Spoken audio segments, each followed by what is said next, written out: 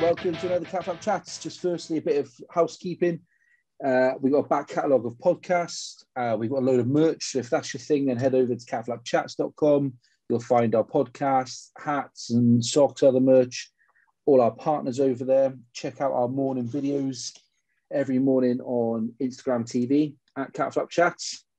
Each morning that's brought to you by JBG Group Electrical. To be fair, I've got a beer here, so I have a beer with in Cardiff. So we're based in Cardiff at the moment.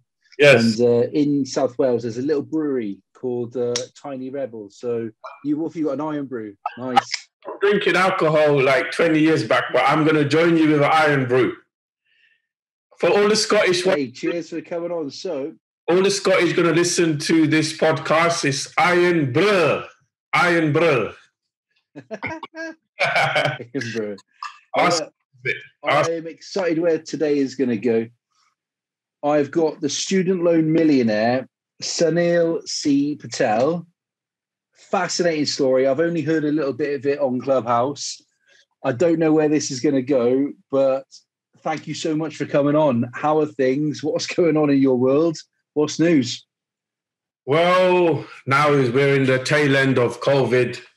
And just keeping the businesses alive, surviving, right? The human that adapts the best survives and thrives in the future. So I'm adapting.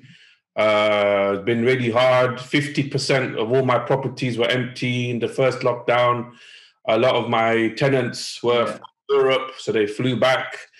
And I've gone back on the streets, hustling, doing some cash deals, renting out my places. Keeping things going. It's the new now. Clubhouse has come out, and me and my friend here, we linked up on Clubhouse, and I've been invited for this. And I like this because it's informal. Seems like informal. It might go. My brain's all over the place. It's in 5 directions always. So how it all goes. But welcome everybody. Hey, thank you. So.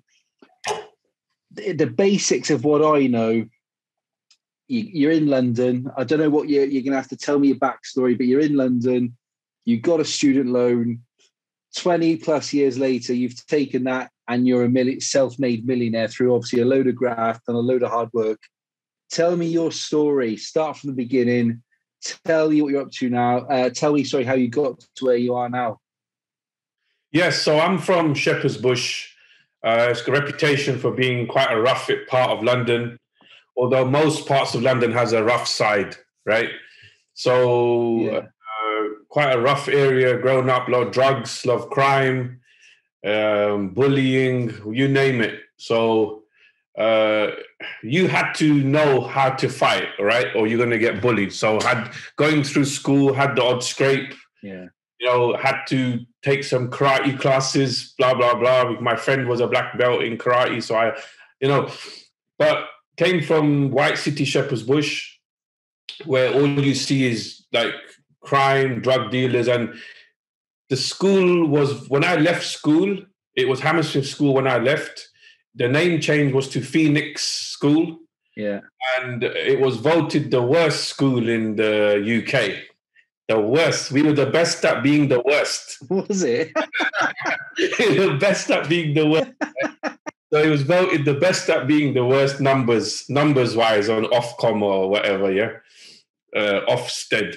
So I actually done evening classes in maths and stuff, and just a crazy school. I'll give you a story. The maths teacher, Mr. Tormash, the class upset him, So he called us after school, 30 of us, after school, and he said, put your chairs, and we were only about 13, 14 that time. He said, put your chairs on the table. We put our chairs on the table, and what Mr. Tormash started doing was throwing chairs at us. He was this teacher was throwing chairs at us. He said, you guys think you're hard? Let's have it out. And he's throwing chairs, and we're ducking chairs. And this is like a mad school. And we complained, but the teacher got away with it, right? So very disruptive school, but somehow passed with some type of grade. And I hate the word quit. And when I see it on my Mac, I get angry when they say, I don't want to press the word quit. It's not in my vocabulary. So this teacher, Tormash, is throwing at us, and we're ducking the chairs and we're saying, you madman, like, what type of teacher are you? He said, you've stressed me out today. We complained. I think he got fired. So that's the environment. Well, that is mental. Sorry? That is mental. You know, so I think he got fired. I remember he had a motorbike, big beard. Then a lovely French teacher. She was also bum head. Somebody lit her hair with a lighter, so her hair was on fire, right? You know, madness like this, put pin chairs of a teacher. Like, I mean, we studied as well, but these are just things that I remember from the environment we're in, yeah? And then there was one thing they said, the first one that talks in class gets jumped after school, right? So imagine a teacher walks into the room and nobody's speaking. Imagine that. And then the guy who speaks after school, he has to line up and get his beats going through like a death tunnel. We called it a death tunnel. And one time I spoke, and I remember running through this thing. I didn't get much licks. I ran quite fast out of there. But just giving you a background of what type of school this is. But we still studied. If you want to study in that type of school, you can still study, right? Because the teachers some of the teachers were good. Like I remember our business teacher was good. Computer teacher was quite fit. Everybody fancied her. Everyone had a crush on this one of the computer teacher. And so anyway, I battled through school, then had a place in Acton College, which is up the road. Then I started smoking that time. So smoking like cigarettes to weed, then to alcohol, started drinking alcohol quite heavily. And so battled through college, battled through school. But the thing with me, I question everything from a young age, right? So I'm questioning religion. I'm questioning school. Why are they teaching us to dissect an eye? Why are you teaching me to measure a circle? How is this going to help me in the big world? So my mind, my nature is inquisitive. I'm a questioner, yeah? So I'm asking the teachers questions and they're saying, quiet, fingers on lips. You know, if you're naughty, they twist your ear. So they just stop beating. The age I am, they just stop beating kids. When my generation, they used to twist your ear and give you a smack right in your batty. So I'm questioning teachers, and I'm just don't like school. Just don't like it. I like maybe a bit of PE. It's a mixed school, so you got girls there. We're going through puberty. So you always got a crush on some girl in your class. You're too shy to talk to her, yeah, but you're always trying to impress her. So it's like, so, but the education side, like I hated physics. I loved biology. I absolutely loved biology. I loved animals. I loved nature, and I excelled in that classroom. But physics, I hated. I thought, I don't want to know how this is produced, right? So disruptive in the class. In the physics class, the teacher was an arsehole as well, yeah? Yeah. But one day, for a joke, I locked him out of the class. He went out to get something, I locked him out. This is in my nature, yeah? Remember, he comes back and the door's locked. So he comes in a side entrance, yeah? And he says to the whole class, if you don't tell me you locked me out of the class, you're all in detention. All of you. Everybody grasped me up, yeah? So he picked me up. Everyone grasped me up, yeah? He goes, come here. He took me to another class and he picked me up and he kind of pushed me onto this sink and my button broke. So I pushed him off. I said, you can't touch me. Don't touch me, yeah? And I said, it's parents' evening tonight and my brother's going to beat you up. Yeah, that's what I told him. My brother has passed away, God rest his soul. But I said, my brother... I was going to beat you up, but like, no, I was a bit emotional because my brother's passed away now. So at that time, you know, my brother was alive. So I said that my brother will beat you up, yeah. So and that day, evening, he didn't turn up for the parents' evening. So so it's a very disruptive class. And then I hated physics. I got bad grades in physics. awful grades in physics, but I done good in business studies and other subjects. I done well, you know. So yeah, that was the school days. Yeah. Mm-hmm. That's like I would know, like I was a bit naughty in school, but it's because I found some of the work easy and then I'd be a bit disruptive. Yes. It wasn't a rough school, and like where I grew up, there were rough parts, but I didn't have to watch my back like you might have had to growing up in, you know, Shepherd's Bush and Hammersmith in London. Yes, yes. Sorry, this is going to be edited as well, right? Different. This is going to be edited, yeah? Yeah. You know, just you know, when I mentioned my brother, like I said, my brother, God rest his soul. When somebody passes away, I have a habit of saying, God rest your soul, yeah? So that's when my mind just went off track a bit, yeah? Yeah. I was telling the teacher picked me up. That's all right. I can edit.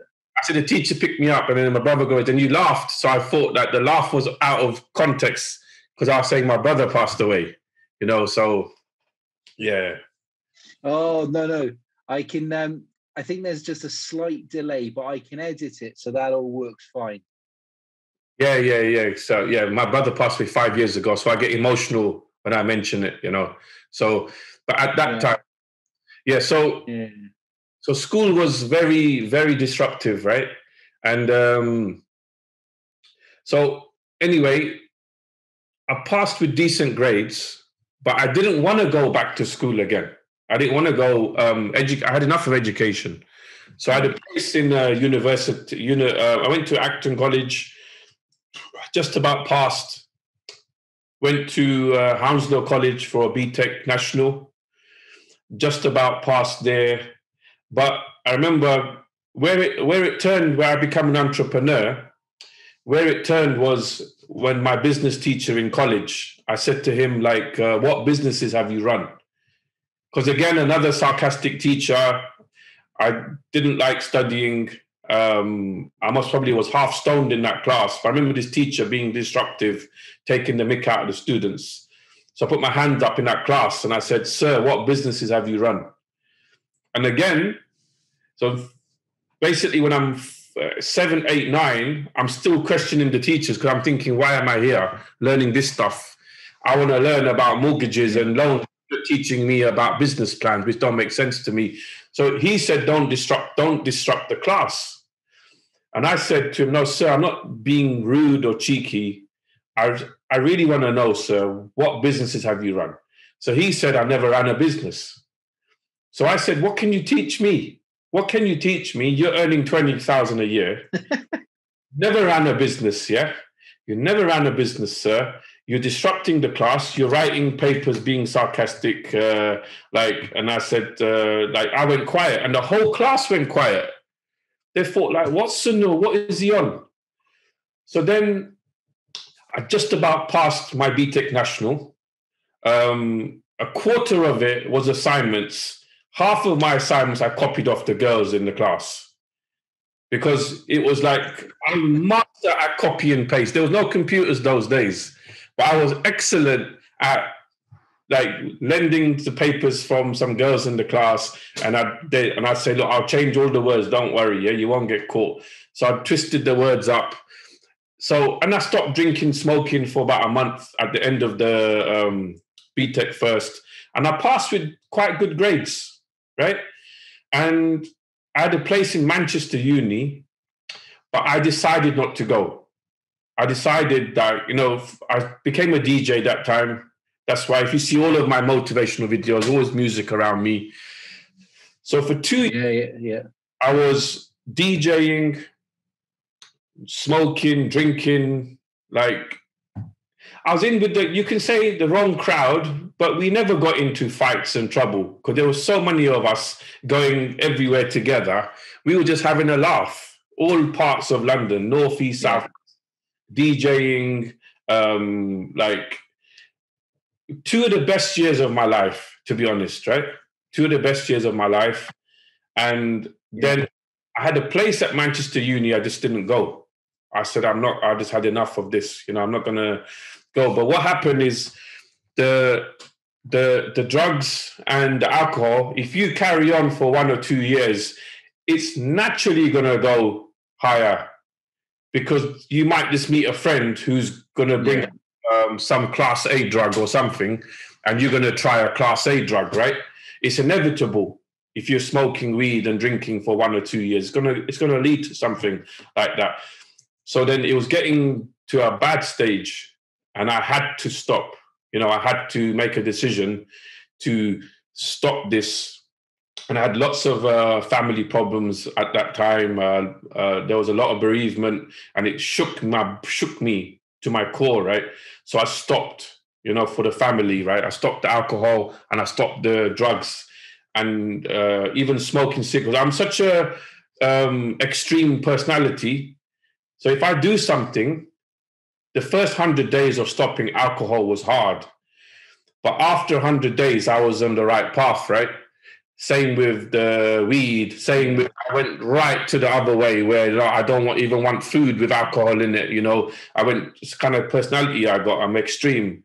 So then I went, stopped the alcohol and the drugs. And then, although I had the BTEC first, a BTEC national diploma, it wasn't helping me, right? So I was signing on a job center on job seekers that time, right? So it's like £80 every 2 weeks. Okay. Right. So then they had a job club. Yeah, they had a job club to get your confidence up, help you with the damn CV and all this stuff, right? So I said to my mate, I go, let's go and do this, man. We're wasting time now, right? I've stopped smoking. Let's just straighten ourselves out. Let's make our families proud and whatever. So it's 6 weeks job club in one of the roughest parts of West London. But we done it. And then somebody taught me there, like, there was some entrepreneurialism type of stuff like that going on. And I always said that, look, I'll work, but I want to start my own business. I want to be an entrepreneur, right? So then I had an idea, raise some funds. They said the Princess Charles Trust to get grants to start businesses. Because I'm a semi-professional pool player. Love playing snooker. I was going to be a snooker player when I was young, but I was in business, right? And so I wanted to open a pool club in the area, and I had no money. I'm on job seekers, right? So I had no money. So I applied to the Princess Trust twice with the help of the job centre people. What I was asking for was amazing, right? It was perfect. I fit all the criteria. No. Sorry, we can't lend you the money. Sorry, we can't lend you the money. So I'm like, bloody hell, where am I going to raise money from? This is going to be hard. It's going to be a hard ride. Like, I need money to start the pool club. And I found the premises only about £2,000 a year rent. It was quite low. And I was like, I was in a catch-22. So I was, couldn't raise any money. Then I got a job. So I was waiting to see a solution. But after the job club, I got a job in the job center. They said, we've got a 6 weeks jobs placement for you, job center, right? Now, this is another turning point in my life, and why I'm outspoken, why my energy is like this, because I've never let anybody tell me what to do. I'll do it for you if it seems fair. But if you're pushing me in the corner, taking the piss, I'd rather be broke, right? So this job center job, which is, I've never really mentioned it much. I went to this job center and I was happy. I thought 6 weeks, like a month and a half, I think 6 weeks to 3 month contract in a job center. At that time of my life, when you're coming off like alcohol and weed and, getting into trouble, it's like, oh, it's a nice thing. I'm working in the job center. So I got my shirt, nice clothes, everything, went into the job center and working in the job center in Hammersmith, King Street. The first day I'm working in a job center, the first day, most of the people left the job center, right? It was me, the boss of the job center, the manager, and one lady worker that was there. And I was just finishing off my stuff. I had my own desk and everything, right? The manager, and there's a cleaner. There was a cleaner that came in, was cleaning the whole job center, right? Taking out the bins and everything, right? So the boss of the job center comes to me. He goes, Sunil, he goes, can you make me a cup of tea, right? And can you empty that bin? So I was like, fuck. So he walked away back into his office. I was like, fuck. The tea, I can just about get my head around, right? I had many jobs before where I had to make tea sometimes and whatever. I was like, the tea I can bin. He's asking me to empty a bin, right? When is a cleaner who's doing the cleaning? She's doing the cleaning, right? Then I was like, fuck. Just started my first day here. I don't want to get into an argument on my first day, yeah? I was like, the tea, I was thinking about the bin, taking out the bin. Then it was this 9 to 5 thing, you know, like since school, asking the teachers like this and that. And then I thought, fuck it. You're not disrespecting me. I got an office job. There's nothing wrong with taking out a bin if it's your job. Yeah? I was taught, my mum taught me, if you clean the streets, you clean it with pride, right? That's your job. Don't steal. Don't steal the job, even if you clean the street. But that wasn't my job. So what he was doing was disrespecting me, you know? And my mum taught me that you can clean the streets, so you can clean the streets, but you shouldn't, like... Anyway, my character came over, my soul or whatever. I got up, I knocked on his door. I said, excuse me, I want to talk to you. He said, what's up? I said, look, I want to, I don't mind the tea, right? The tea, but you're asking me to take out the bin, right? When there's a cleaner here. Why have you asked me to take out the bin? So then he's looking at me and he didn't know what to say. He didn't know what to say, this guy. Right? And then the other lady came over and she goes, what's the problem? I said, look, I'm here to do office work, right? Why is he asking me to take out the bin? Well, there's a cleaner emptying the bin. And I goes, I want to answer. I said, I want to answer. He goes, you know, like, it's just, he didn't know what to say. He knew that he had no right to ask me to take out the bin. It's not in my job description or whatever. I've come from a job club. You know, I'm here. So then a switch just flipped in my brain, right? Where I've got this kind of personality where if you've overstepped the mark and I've lost my temper, it's very hard for me to step back. Like, I don't know what happens to me. Maybe I've calmed down as I got older, right? But there's a level where once I'm on that roll, it's very hard to calm me down, right? So then he didn't answer. I said, give me an answer. Why are you asking me to take out the bin? You're taking the piss out of me. Then he wouldn't answer. I go, you're taking the fucking piss out of me. Don't tell me to fucking take out the fucking bin. The lady goes, but you're swearing. I goes, yeah, but why you disrespecting me take out the bin? I'm not a cleaner. So they said, can you go home? Can you go home? So I packed my stuff. I went home. I thought, fucking hell. Like, just walked home, right? And imagine you got no money, right? You got no money. Same way I dropped out of college and I didn't go to university. I got no money. I've just gone on a job club. Princess Youth Trust won't help me with any money. I want to start a business. I've been told to take out a bin that I'm not supposed to take out, and I felt disrespected. Next day, I got a phone call. They said, Sunil, we don't want you to come back to the job center job, yeah? But we're going to pay you for the full, I think it was a full 2 months, month and a half. We're paying you in advance for all of that time. We're paying you your money. Yeah. He didn't say you're sacked, you're fired, you're sacked, you're fired, you swore, the police are involved. He must have realized that I took the piss. He's not supposed to take the bin out. If somebody finds out I'm in trouble, or I don't know. But they paid me, so I went back to the job center. I said, look, find me another job.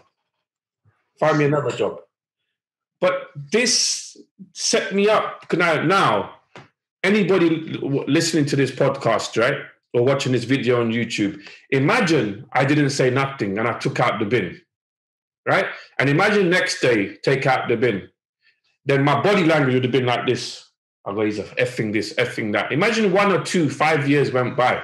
I never got promoted, but I was just like treated like that. Maybe supposing he stopped telling me to take out the bin, but you know, and the teas and stuff. And I made an internal complaint. And look, how draining would it have been on my head walking into an environment like that for years, years and years, right?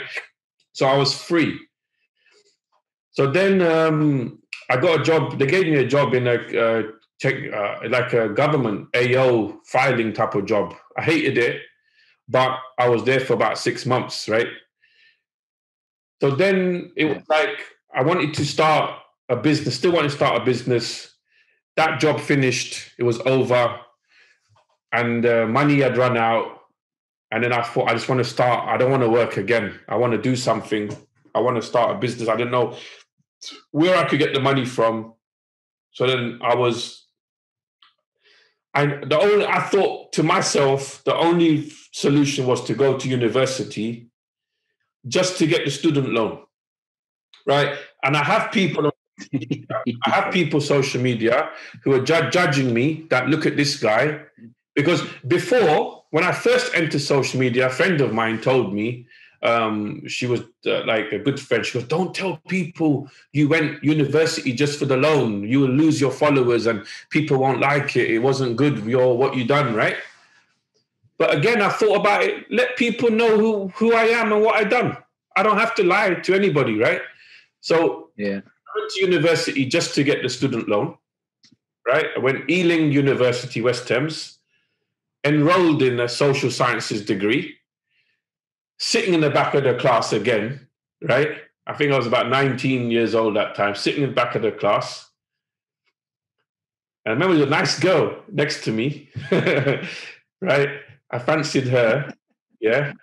I think I got a number. I think I took her out, right? But what happened, my question was, sir, when can I apply for the student loan? When can I apply for the student loan? Then the board's there. I applied for the student loan after a couple of weeks, 3-4 weeks. Got the student loan, £4,800. That's like £50,000 to me those days. It's a lot of money.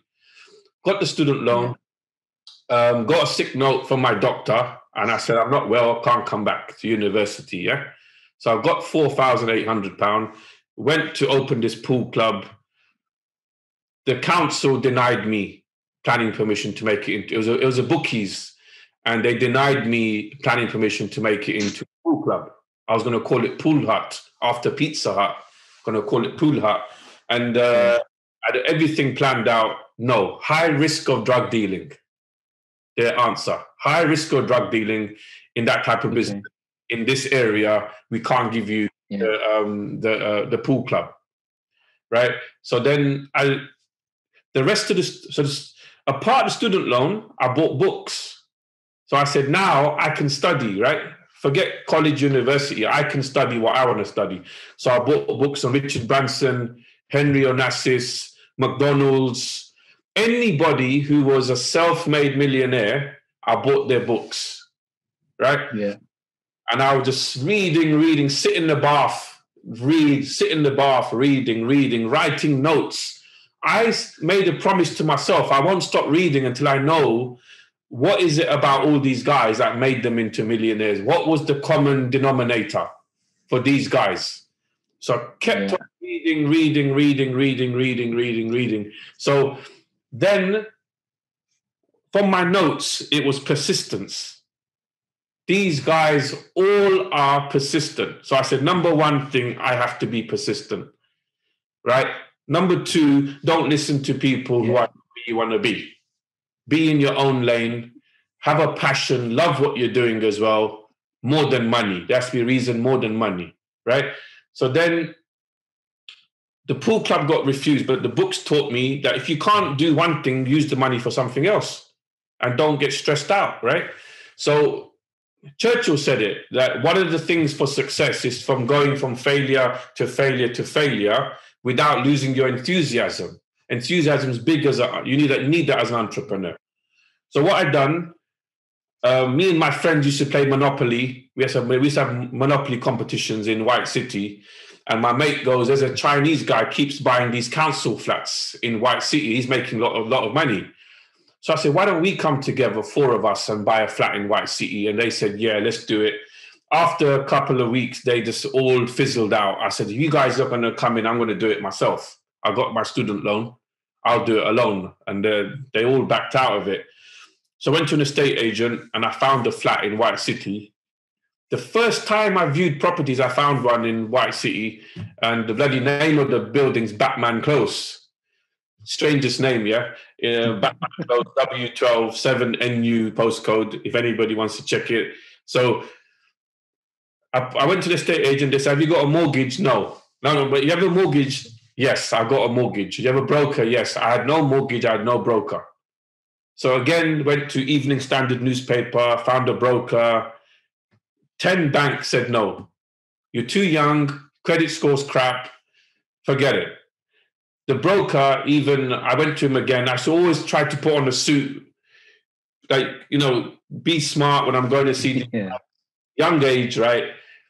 Go there. He goes to me, look, Sunil, 10 banks have said no to you, right? We can't get you a mortgage. I said, no, carry on, try. One more. He goes, look, the manager of Abbey National Shepherds, now it's called Santander. It changed over those days. He goes, go and see him, talk to him about a mortgage. If he says no, don't come back here. I'm done. We cannot get you a mortgage. I said, I will come back. He said, no, you can't come back to the office here in Edgware Road. So I went to see the Abbey National manager, Mark Charlotte. Amazing guy, right? So I'm in his office. He's on the computer and he goes, look, you've applied for this mortgage. Head office has given me the decision if I should give you the mortgage or not. Those days, a bank manager can give you a mortgage. Now it's all telephone, head office and applications, everything. He goes up to me. Yeah. So he goes, can you handle it? I said, yes, I can handle it. He said, are you sure you can handle a mortgage at your age?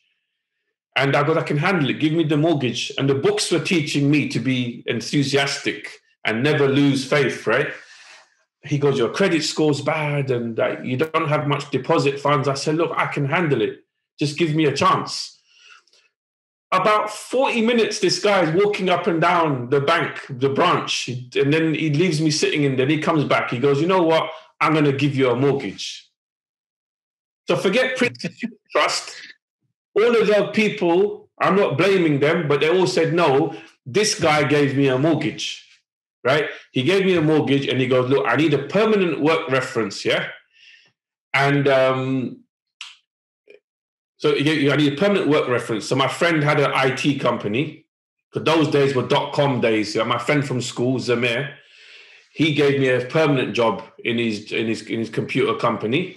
I went back. He took the job contract and he goes, well done. And he winked at me. He actually winked. This bank manager winked at me. He thought, this guy, he just won't give up, this guy. I gave him a chance, right? So he gave me, now, I was still short of money. So I lent money from my sister. I lent money from my friend Zam, another £1,000. And then I got a solicitor from a law society who ripped me off. They were charging me per minute on the phone. I didn't know this. So I had a fallout with them. But end of the day, I got the key of the place, yeah? And I squeezed the keys so hard when I got the keys, and nearly my hand was nearly bleeding. I was so proud that I was a property owner at 20, 21 years old, right? I had no money to buy furniture for the flat. It was a 2-bedroom council flat. The lady had passed away. Her son got inherited the place. So I said to him, can I buy the furniture? So he sold me the furniture, right? Really cheap. I had secondhand furniture in there. My friend was an estate agent. So I said, help me out. He found me a tenant, double my age now. So I'm a landlord. My tenant's about 45 and he's got kids and I'm a landlord. And I got no support. There's nobody I know who's a landlord, yeah? There's no Google, nothing. Yeah. So I jumped in the deep end, and I say it now, jump in the deep end and learn to swim after. I had to rent it out, right? And then I learned how to be a landlord, to be firm and fair. And then I had that property. I was making about £300 a month net. after everything being paid, and mortgage interest rates were 7% those days. Now it's like free money now, 1 and 2, 3%. I was on 7% that time, and I was making £300. My friend said, "You're crazy." A lot of my friends said, estate agents as well used to argue with me, say, "Why did you buy White City? You're crazy." I said, "Leave me alone. Just leave me alone," right? I said, "I'm doing what I got," right? So then I carried on reading books. I carried on speaking to bank managers and getting information from people. And the books taught me always have a system and a plan, right? So the first thing was to get food in the fridge, right? So I became entrepreneur, not to become a millionaire, right? We had a lot of family problems. The first thing was, let me get on my own 2 feet to fill up the fridge of my family. That's why I became a millionaire. I mean, forget the millionaire. I became an entrepreneur to put food in the fridge. So I made a promise to my sister that the fridge would always be full. So the fridge started being full always, right? Every bill was paid. And then I carried on studying and reading.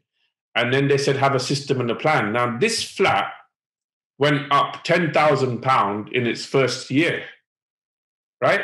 Now imagine my student loan was 4,800 quid. That flat went up 10 grand. I bought it for 60,000. When I got it valued, 70,000. So I'm sitting there at home thinking, let's go make a goal to make £1 million now. Let's do it, right? So I said to myself, if one flat's going up 10,000 in this first year, if I buy 10 of these flats, 10 times 10 is 100 grand. And if that carries on happening for 10 years, I'll make £1 million. Now, if you see how much energy came into me, if you think I'm hyper now, imagine that time when I had that I could be a millionaire. So what I done, I got 3 jobs. So I was driving, then I got a job in a bank with Manpower Work Agency for NatWest in the nights, and I was doing the property stuff. So what I done, I saved about 10 grand and I bought a second flat in White City in year 2. In year 3, I done the same thing again. I've had 3 flats in 3 years, right? And then I left my job in NatWest, and I had enough there. I was doing property deals in the toilet like a madman because I couldn't have time, and I was driving at night. You see, I was going to work. After work, I was driving. So then I was sleeping maybe 4 or 5 hours. I was hustling mad. I used to be so tired. And one day I went into my boss's room and I said, "Look, I'm leaving." And he said, "Why?" I said, "I want to be an entrepreneur. I've got a couple of properties now. I want to leave." And he goes, "You know something?" He goes, "I wish you the best. And if you ever want your job back, you can have your job back." And that's the last time I worked for anybody. That was nearly 18 years ago, 19 years since I worked for NatWest, right? And I was making £9 an hour in NatWest. Within 3 years of leaving NatWest, when I calculated my income, I was on £100 an hour because my properties were going up. 3 properties were going up 10 grand, right? Then I got the 4th, then the 5th. In 12 years, I made the first £1 million on paper in 12 years. And then I hit the million. I rang my sister. I goes, "Look, you didn't know this. I had a goal to make £1 million. I've done it on paper." So I was asset rich. My cash was always low because I was using credit cards. Like the system's designed to keep you in debt, right? But what I was doing was using a credit cards to buy houses, and then using credit cards to buy material to renovate the property, and then pay back the credit cards and then get higher limits. So I was using, like, debt's a drug, right? Yeah. They want to get you addicted to the debt. But I was throwing it back Robert Kiyosaki style. Robert Kiyosaki is a master at this. So I was just using all my credit cards, maxing them out. But I was heavily in debt, but I kept on building assets, yeah? So in 12 years, I hit the million. And then after that, I went a bit downhill because the journey was so amazing. It was so exciting. Then I thought, what's this? Like, I'm not a guy that likes to want to drive a Ferrari or like Rolls Royce and bling bling. It's not my style, right? Although I love nice things. Yeah. I need a big goal. I need something to get my teeth into that excites me. Like 1 million subscribers on YouTube now. I'm a YouTuber. Look at this, like, I'm single now, right? But let's say I was meeting some, like a woman's parents or something. They say, Sunil, what do you do? I'll say, I'm a YouTuber. I'm a TikToker. This is what I'll say, although I'm late. I got goals. I got things to do always. And I'm never going to retire. Whole life, I won't retire. So I hit the million. I was like demotivated. Then I went in this mad thing, oh, let's make 1 billion. But that was an awful goal to try and read. I was so unhappy. You know, like it was just, I thought, leave it. Then I said, look, money doesn't make you happy. And then a friend, a guy in the gym told me about these entrepreneur events. I said, entrepreneur events? They said, yeah, Richard Branson's coming to Excel Centre in London and there's people teach entrepreneurism. I said, bloody, I never knew people teach this stuff. I've been reading books. So I went there. I made some friends there. And then I started going to other events.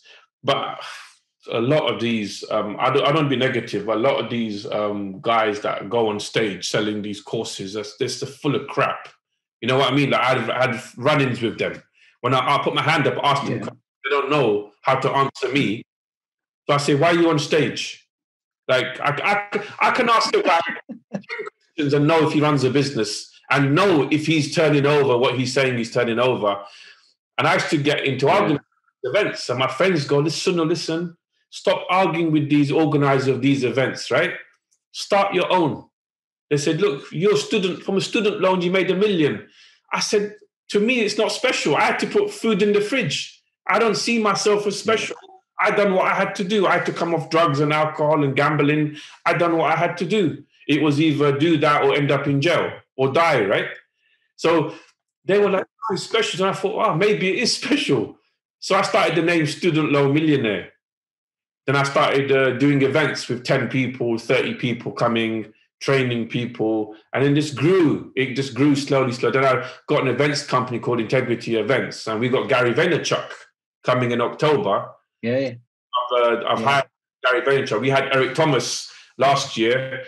We made no profit out of the Eric Thomas event, but we learned a lot as an events company. And then I partnered with Gary Vaynerchuk, and he's coming in October. And we rescheduled twice because of COVID, but I never cancelled the event. And we might run at a loss of that event in October, but we showing people that we don't quit. You know, we sold 380 tickets. We had 20 refunds. So I'm excited about the Gary Vaynerchuk event. And then obviously Clubhouse comes about. Everyone's saying join Clubhouse, and I've joined it a bit late. And I've gone into Clubhouse and I've seen people with massive rooms. And then I see these effing guys that I've had arguments with at entrepreneur events, having rooms of 1,000 people in there, trying to get them on Insta to sell them crap. And I was like, bloody hell, I better start in this. Just like protect people. And then I met yourself through there with me. I think I was on stage telling people about these courses and stuff. Yeah. And, so that's my story. I'm writing a book. So I wanted this book to come out so I can help people again. But that's me in a kind of a nutshell, how I've got into business. That is absolutely berserk. Like, your upbringing, I love it. Like, it resonates with me a bit. And I know people who've had sort of upbringings and going to school like that. You're taking a student loan. I assume you've paid back the student loan and everything, and that's all happy days now. Sorry to stop you, but what happens, as soon as you earn a set amount, the banks are connected to the government, right?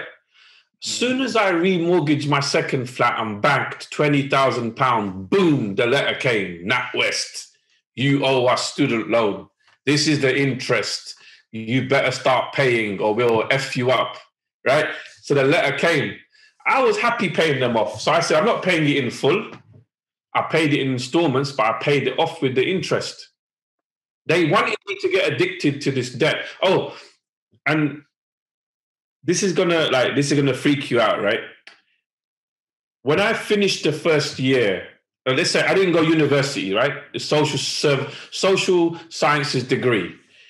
I dropped out after a month. I got a sick note from my doctor. I said I sprained my ankle, right? At the end of the year, the university contacted me, the teacher goes, you got to sit your exams. I said, look, because I've been busy trying to get my flat. I've been a landlord, right? They said, you got to sit the exam. I said, what do you mean I got to sit the exam? They said, no, you gave sick notes. Then you didn't give no sick notes. You're still enrolled on our degree course. You got to come and do the exam. So I said, all right, I'll come and do the exam. So I went in the exam with a social sciences degree. The question was some family scenario or something. I wrote so much in this exam paper. I just carried on writing. This is going here, this writing. I filled up the whole exam paper with my version of what the answer should be.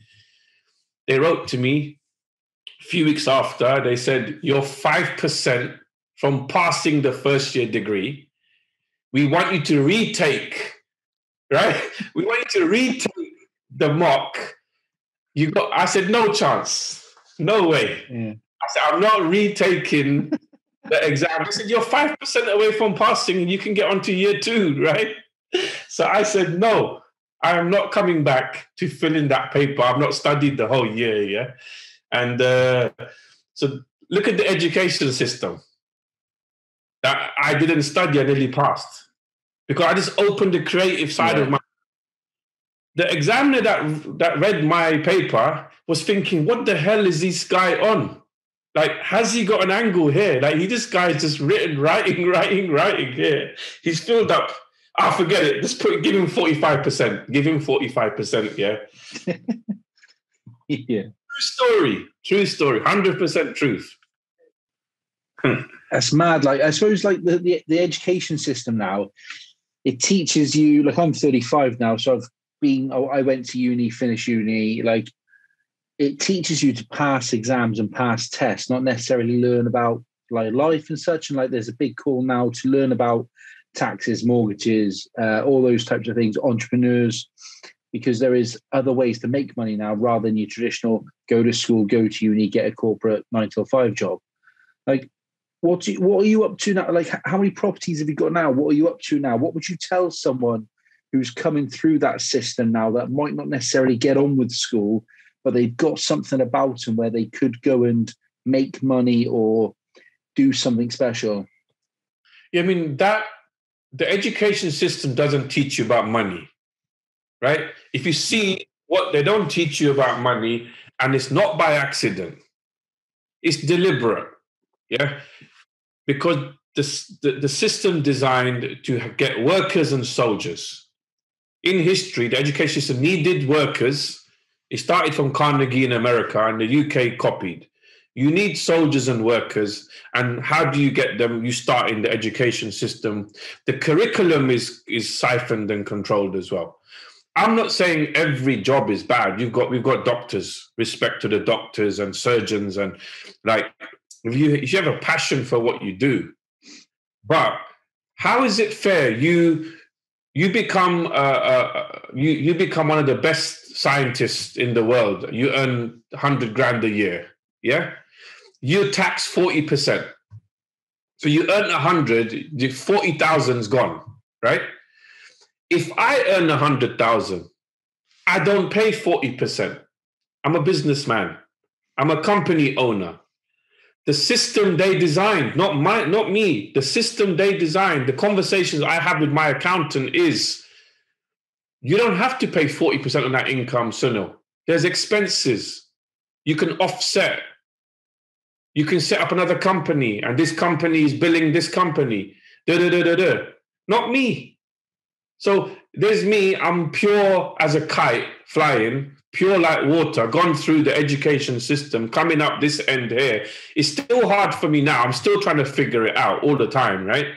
And anybody who's coming out, they have to know the system is designed to keep you in debt. The student loan, although I took it for my purposes, the student loan, again, is a drug. It's a big money business for the government. They make a lot of money from student loans, and and another big one. Since 1971, all the money is fake. So the student loan they gave me was fake. It never existed. When you go for a mortgage in a bank, if I go for a mortgage tomorrow, £300,000 mortgage, they don't have the money. They create the money. It's called fiat currency. Yeah. Few digits on the paper. It's gone from narrow money, it's gone to broad. Narrow money is the government's money. When it comes into broad money, it comes to my bank account. It's fake money. I pay them back with real interest. How is this fair? If I print money, if this is a machine, let's say this is a machine, I'm holding a box. If I had this thing was printing money secretly and I was hiding from the police, right? The police catch me. 8 years, I researched it. Counterfeiting money, 8 years in prison. You'll serve 4. You'll do half the. For all the gangsters watching this podcast, you serve half the time, right? If you behave yourself, you'll serve a third. You'll come out on the tag. You'll be out on a tag. You'll serve. If you printed money, you get 8 years. You'd be out of prison in 3 years, but you'd be in prison, right? Eating mashed potato. But the government can print money. Whenever they like, the government can print it, furlough, print it, student loan, print it, and they get paid back with real interest. That's why it's 1%, 2%, low interest rate. They're still going to make money. And all that happens from my research, the value of the pound keeps going down. The value of the dollar goes down. Like, that's why cryptocurrency, Bitcoin is going up. Gold and silver should be 10 times the value, but they manipulate it, right? So what I can say to people coming through education system is don't be a puppet. Don't be a slave to the system. Don't be a sheep. Always have the mentality, I'm a shepherd. I'll control my own life. Like when I was in the job center, they're telling me to empty the bins. That's a way of controlling me, right? Making me I'm not a puppet. You can't make me a puppet. I'd rather... sometimes I've been in corners. I'm willing to die for, I've got this spirit. I'm willing to die if you're going to disrespect me like that. So I'm not telling you to go down that extreme type of ways, but I'm saying don't get stuck in that system. If you become really educated and you're a dentist or you're a doctor, then what do they call it? Be a practitioner, self-employed. Don't work for anybody. Yeah. Right? So subcontracting. So you're a specialist now, and they will invoice you, and then you can work out rather than pay 40% in tax. And like, if they can print fake money, why do they need tax money from you? Why do they need to tax you when they can print the money day and night? They can print it. So why are they taxing you? So when they're taxing you, it just justifies the bonds, because they got to create bonds to print the money. Yes, the taxpayers are paying this bonds back, and it's all this. So the system is it's a sad system. Sorry to upset the people listening, right? But the truth's the truth. Now is the time of the industrial age is over. 100 years ago, farming, all of our grandparents were farming. That was over because of machinery. Yeah. The industrial age is over. Now it's the information age and the data age. I'm proud to say I'm a TikToker and I'm a YouTuber. Some people would kind of go, no, I'm a TikToker, I'm a YouTuber. And then think, what's this guy? Is he crazy? Watch me in 5 years' time. Watch me in 5 years. When I hit 1 million subscribers on my YouTube channel, and like, say this podcast, this podcast has started now in 3 or 4 years' time, right? So people might laugh in 3 or 4 years' time. Look at what this podcast can be worth. Everything's a fight for territory, right? So it's the information age, algorithms and data and social media. Only problem with social media, the fake people are loved and the real people are hated. I see it so much. Yeah. We need podcasts like this. We need interviews like this where people just being so transparent and open. I'm not trying to plug something to sell every second. I love it. Like, have you had much kickback from the establishment at all, or people in seniority where you're kind of being outspoken, you're getting your voice out there and you're talking about the real system as you've experienced it and how you've seen it? Like, do you get much negative feedback or negative conversations from people? Is that from the public or the authorities? Or both, either. Well, humans can be really cruel, right? The human, I don't even like the word human. We're animals anyway. We got a backbone with a tail sticking out. The tail just disappeared a few hundred years ago. We got animal instincts, yeah? Humans are disgusting creatures. Not all of us. They're just disgusting. Like, when I had my first event last year, we had 1,000 people attend, right? I had a team of 10. It went down to 3. 3 of us controlled an event of 1,000 people, yeah? And we got it done, right? We made so much mistakes because it was the first big event we ever done, right? I jumped in the deep end. If you would have seen the messages I had the next day, the messages, the cruelty on social media, right? Bringing me down. Nobody lost any money. We finished the event. Eric Thomas spoke for 3 hours. I spoke for an hour. We had 10 speakers in. We didn't sell nothing, right? But the hate and the cruelty, right? They were so cruel that if I did suicide, they would have said, look at him. Look at him. Yeah, he couldn't handle the pressure. Look at him. Humans, that's why I keep myself not in a massive circle. I've got set people, set routines. I love nature. I love animals. I love, I'm going to start breeding dogs next year. I love German Shepherd dogs. I love animals, people, nature. But humans, they can be so cruel. And it really angers me as well, how cruel they can be. Yeah? And look, I was thinking about this, yeah. I don't want to go off track, but if you look through history, now humans, if you go through a few thousand years ago, right? Humans, they'd look at a tiger, look at a bear, right? And let's say that it's cold weather. Let's say it's snowing. It's icy outside, right? And let's say we go back a few thousand years ago and you got a human in the cave. He's sitting in the cave with his family and there's a bear and a tiger roaming around warm, right? The human mentality, kill the tiger, kill the bear, take his skin off, yeah?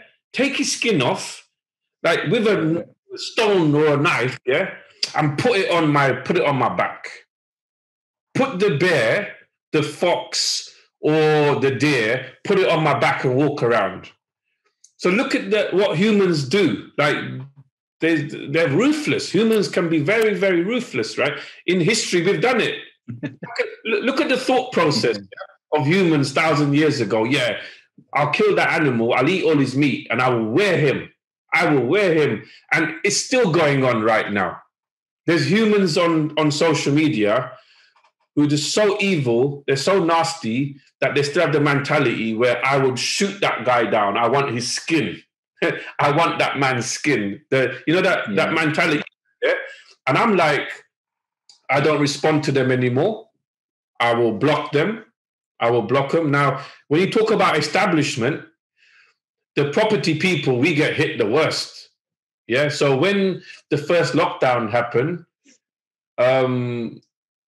let's say local councils around London, they went through a lot of my properties going back 15 years, yeah?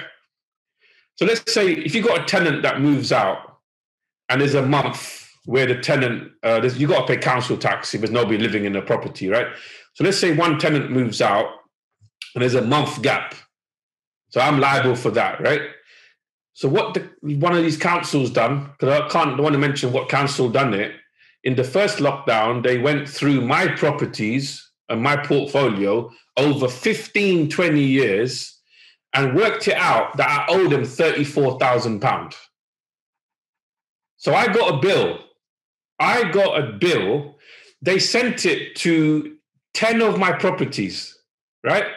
One bill went to 10 and it said stage one.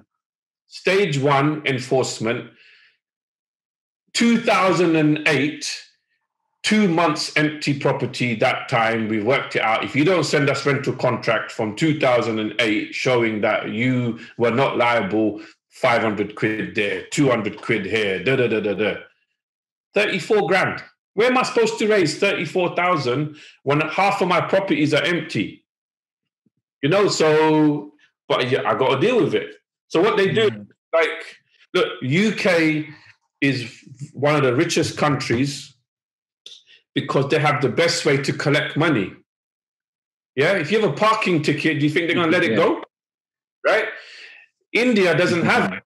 Like, you know, I'm born in England, and I'm proud. I'm not proud of what England's done in history, but I'm proud to be born here. In India, we don't. If you didn't park, or if you had a parking ticket gone to 500 quid before the bailiff comes, you say, "Listen, mate, give you £100 on the back. Yeah, take it and go. Yeah, you can backhand the police sometimes, right? UK, you can't. Why it's so successful is because they got the best way to collect money from people. They'll have a whole office open. Forget one guy ringing you for debt collection. There'll be a whole office, and the sheriffs will be ready. You know, the sheriff, they'll come to your house, they'll bloody clamp your house, knock your door. I've had bailiffs come to me about 10 times over the last 25 years. They've come, Mr. Patel, we know your car, we're going to clamp it, pay us. And I'll say, look, the debt is 1,500. How can you be collecting 6 grand? You know, the stage payments as they go up and they double and triple from a ticket. You can have a parking ticket of a few hundred quid. It can go up to 3 grand. So, yeah, the authorities, they're doing what they do. But you have to be as a businessman, or even in your normal life, you have to be very disciplined, very organized. My strength is not paperwork, right? That's why you'll see mess. I'm trying to be more organized. This is not my strength, paperwork. I'm old enough to know my strength. My strength is finding houses, negotiating, being creative, having foresight, seeing what other people are not seeing, like, you know, monetizing things. I love making videos and growing my social media now and building relationships. The rest of it, I know what I'm rubbish at, and there's no point me saying I'm going to be amazing at doing accounts. Like, I have friends, they're so amazing at every penny. I'm not. I don't think I'll ever be great at doing the accounts. Yeah. I hate it. So. What's the future look like for you then? Like, so you obviously got properties across a heap of different countries. You're trying to grow your social media. You've got a decent following already. So you're doing your own events. Like you said, you've got Gary Vaynerchuk coming over, who I listen to his podcast quite a bit, to be fair. You know, he always gives out free information on his podcast. So what's the future hold for you? So the future is to slow things down, right? Property-wise, I was watching a video of Elon Musk today, right? And he said, if you're doing a business, the business has to be helping somebody, right? I don't see me being a landlord helping much people, because it's just like evictions, rent losses, the AST contract is protecting the government. Like, it's I don't see much kind of purpose in that, but it was my stepping stone. So the future is holding to get a team, staff in, or more staff in, that will do everything, like manage all the properties. I'm too hands-on all the time, so they manage everything. Then I can just live my passions, do what I really love doing. Like, I love public speaking, growing the events company. Like, we've not made a penny profit out of Integrity Events, right? Turnover was all right, but not profit-wise. But I became rich in my events because of the people I met and the enjoyment. Like money, money is one thing, right? But it's important to be rich in the heart, not the pocket. So I want to I want to buy some land, and I want to build a small house, like a dream house style, in the outskirts of London. And I want to breed dogs. It's my passion. Like, I had dogs before, but my lifestyle, I couldn't maintain it. So I gave one of my German Shepherds away, and it broke my heart about 10 years ago. And now I want to go do it again. So I want to breed dogs as a hobby. Then I want to travel the whole world. That's why, see, you should always have an end game. Anybody watching this video or listening to his podcast, always have an end game. My end game is, this mobile phone starts ringing. Hello, Sunil. We want you to come and speak at our event in France. We want you to come and speak at our event in the USA. It's an entrepreneur event. And see, now I would do it for free. But if you see what Gary Vaynerchuk makes coming to London to speak for 1 hour, right? Yeah. And I have a discount, because I always I negotiate discounts everywhere. And I got a discount because Gary V was speaking in Romania. And he was scheduled to come the next day in London and do the London event. But we rescheduled many times. But Gary V's team's seen that, look, this guy's persistent. This guy cares about entrepreneurs. They don't work with anybody, right? Gary Vee don't work with anybody. And the biggest events organizers, I'm sure,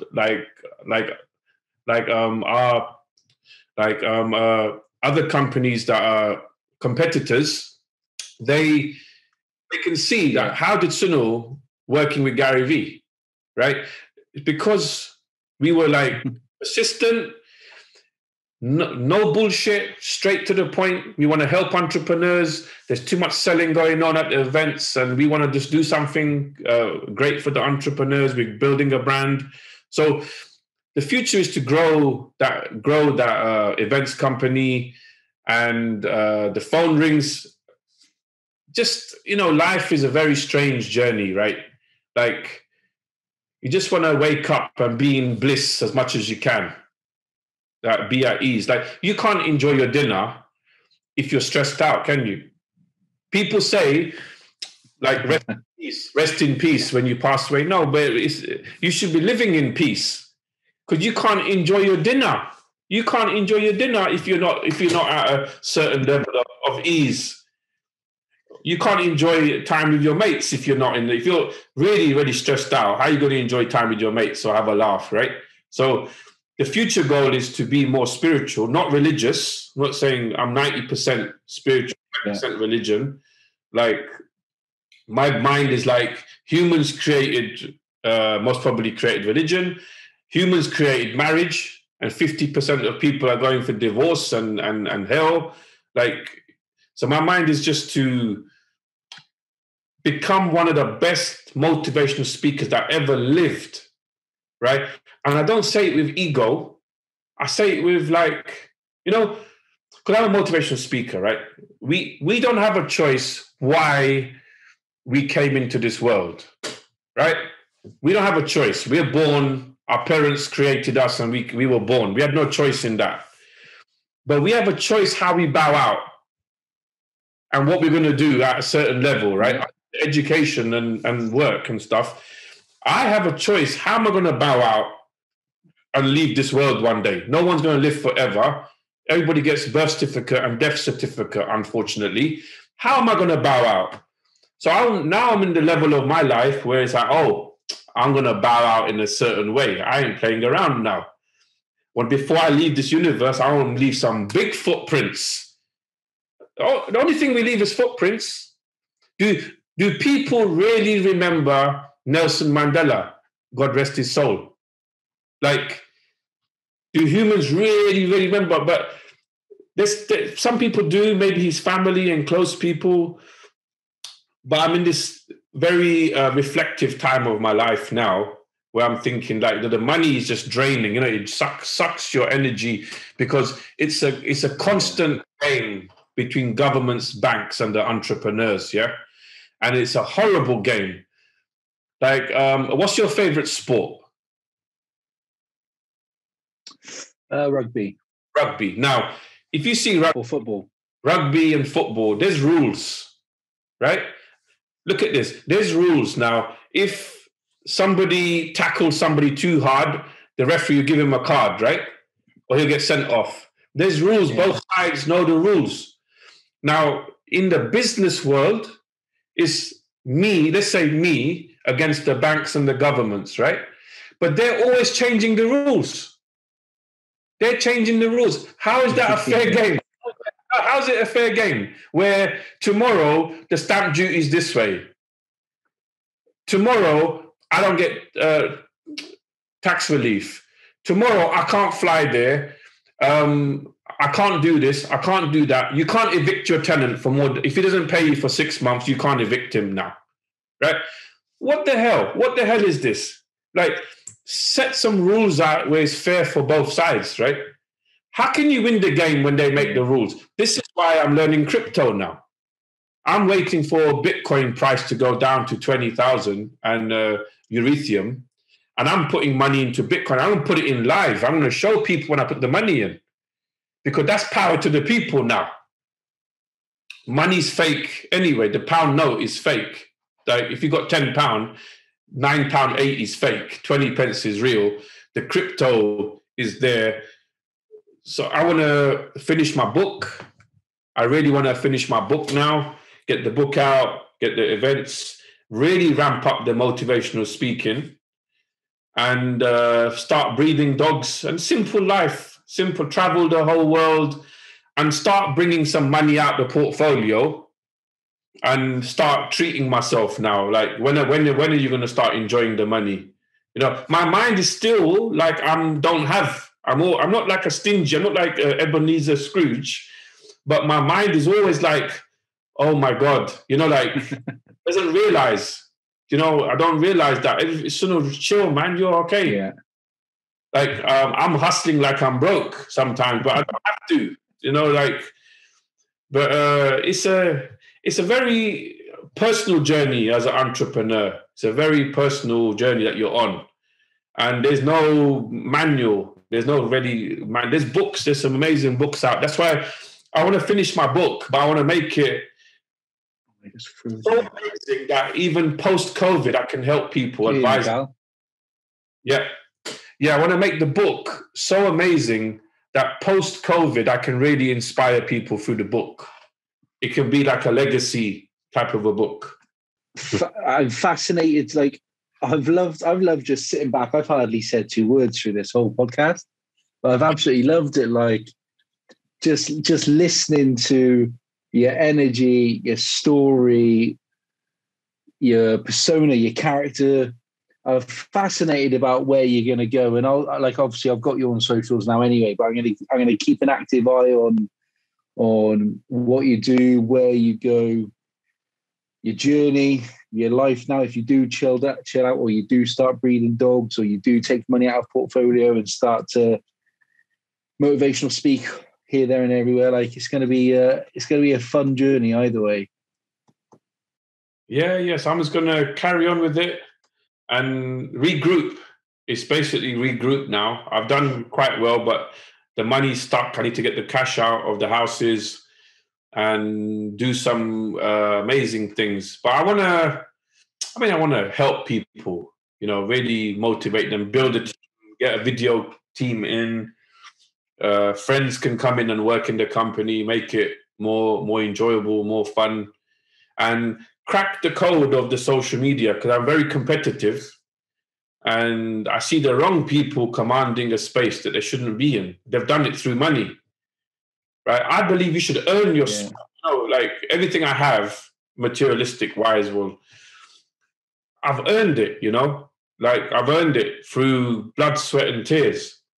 I think it's very unfair when somebody who hasn't gone through blood, sweat, and tears ends up in a pedestal, and people are like really looking up at this person, but they don't understand he paid to go on Forbes. He paid to go on Forbes front magazine. He's paid the Facebook, like, you know, but it's that thing about injustice. There's a thing where if I see injustice, I want to clear it up. So, I don't think I will ever retire. I don't know if I'll ever retire. I'd have to keep on. They say if you retire, you expire.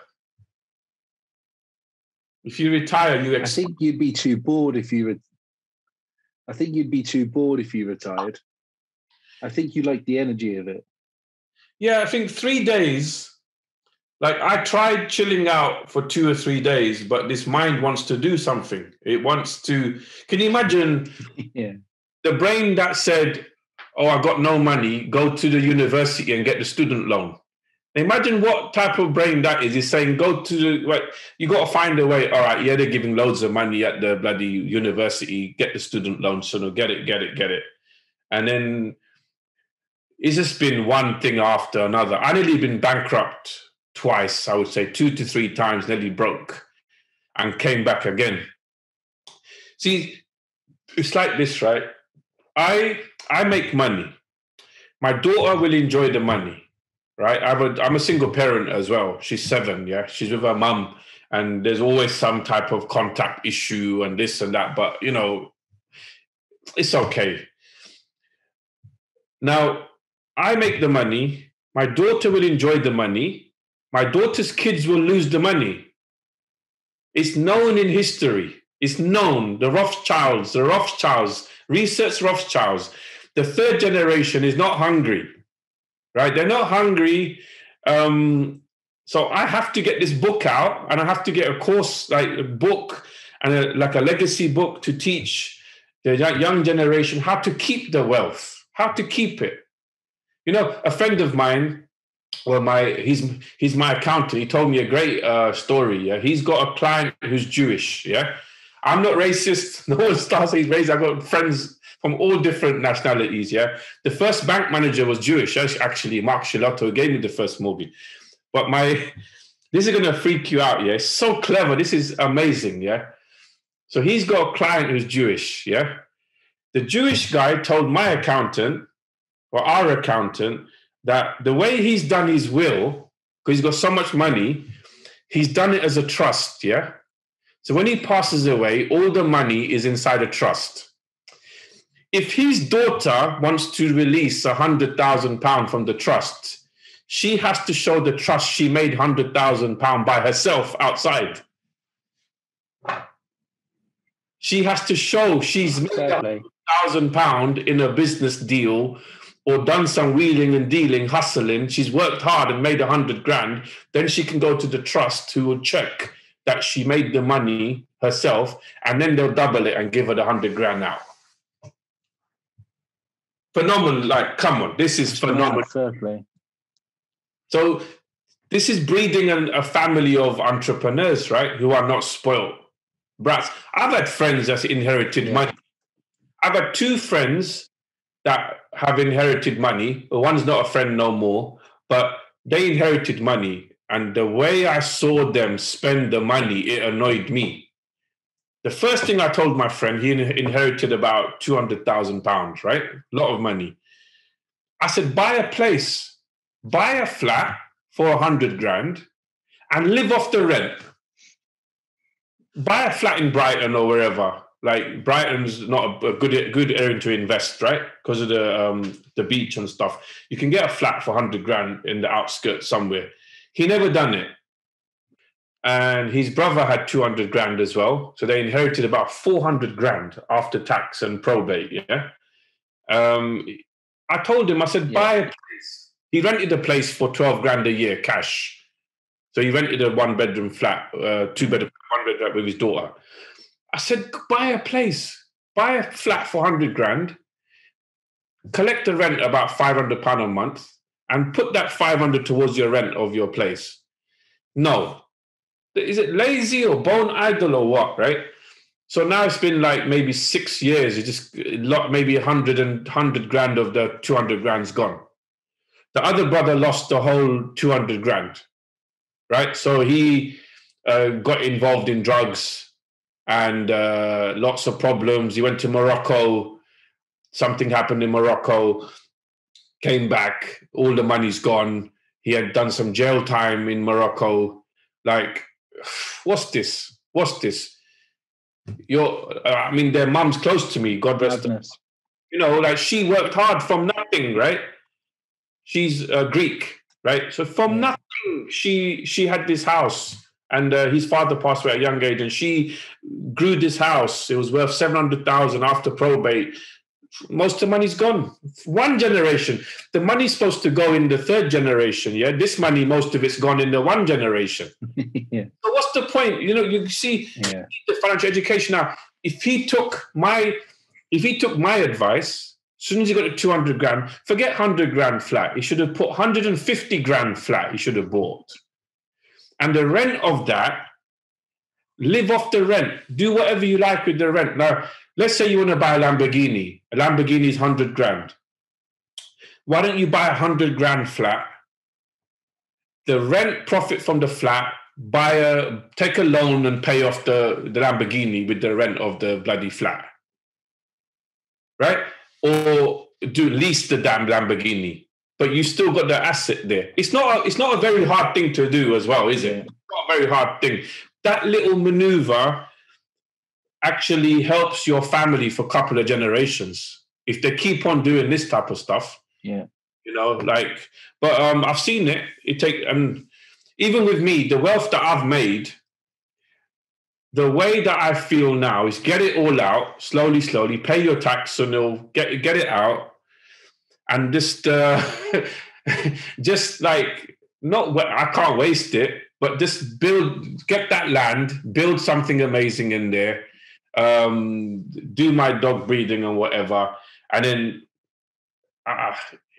whenever I pass away, then there's certain members of my family, when they think, oh my God, Sunil was a very rich man, yeah. So when I've passed away, and there's like a box, I must probably make an audio, and it will say, okay, so you get this, make sure you double it, you look after that house. Good luck to you. Certain people, friends and family, when it comes to them, I'll say, I was thinking of giving you £100,000, but I decided to give the 100 grand to the cat sanctuary. The cat sanctuary. I've made these cats and dogs, and I've made a dog zoo. I'm going to give the 100 grand to the dog zoo. If you work in that dog zoo, then I'll release you 20 grand a year or whatever. Trust me, I'll put them in some. You don't get away. I'm sharp. I watch everybody in the family. So money is one of the worst things you can give to a lot of people. You know, it's sad, but you have to give them the knowledge how to control it, how to look after, how to grow it. It's spiritual. You can grow it if you're doing the right things. But the way the world is at the moment. Carnage, mate. Where can people find your socials there and your events, and find you on social media so they can follow your journey? So the best place at the moment is TikTok. So it's at Student Loan Millionaire. So just Student Loan Millionaire in one word, no spaces. Instagram at Student Loan Millionaire. TikTok at Student Loan Millionaire. Then LinkedIn is Sunil Patel. You must probably see me in there. The Facebooks. No, it's a LinkedIn. Yeah, LinkedInSunil.com. YouTubeSunil.com. Like YouTube is, if you ever want to help me, guys, just subscribe to my YouTube channel. This is where most of my content is always documented. So YouTubeSunil.com, LinkedInSunil.com. I don't use LinkedIn too much. It's very posh for me, very posh. But I've got some good business through there. The algorithm goes up and down, a bit crazy. And TikTok and Clubhouse, it's Sunil_Patel. And that's the main platforms. GaryVinLondon.com. Gary V, so GaryVee in London.com. If you want mentoring by me, a lot of people requested mentoring, like one-to-one. I have something that I created called Sunil's 300 off the back of Spartan Warriors. So there's a website called Sunils300.com, and that's like an academy. If you join that, like we've had 7 people join. It's by public demand. 7 people joined, and what I do is give them when you join, you have 3-4 hours with me for a day. I meet you, or we do a Zoom or something, or call, and then every 3 months I give you a mind map, and every 3 months I check in, and then in the interim you have a resources website where all my contacts, accountants, lawyers, builders. So you actually become part of a team, and we work. I got a guy that joined, and we just help each other like amazing. It's like a network where we help each other. He's making money, I'm making money, and we're each other. So a lot of the stuff I do just comes off people saying, Sunil, mentor us, and then I create something. And then I found when I plan something, it doesn't really go. Like the Gary V event just came organically, and things just growing from there. But you can find me all Clubhouse. I'm going to start growing that as well, but all platforms, guys. We'll tag you in everything. This will be out in a few weeks now. So end of March or beginning of April by the time people are hearing this. So I'll tag you in everything. Not a problem. I just want to say massive thanks to Tiny Rebel Brewery, because they give us a couple of beers every episode. Thanks to everyone that's downloaded, subscribed, rated and reviewed the podcast. Check out catflapchats.com, where you'll find all of our previous podcasts, all the platforms you can listen on, all of our merch, and our amazing sponsors and partners over there. You can catch us on Instagram every morning with our IGTV Morning Mahi inspirational videos brought to you by JBG Group Electrical. Sunil, thank you so much, pal. That was a whirlwind of emotion, I think. That was a fascinating story, pal. I'm looking forward to seeing what comes your way next, mate. You're welcome.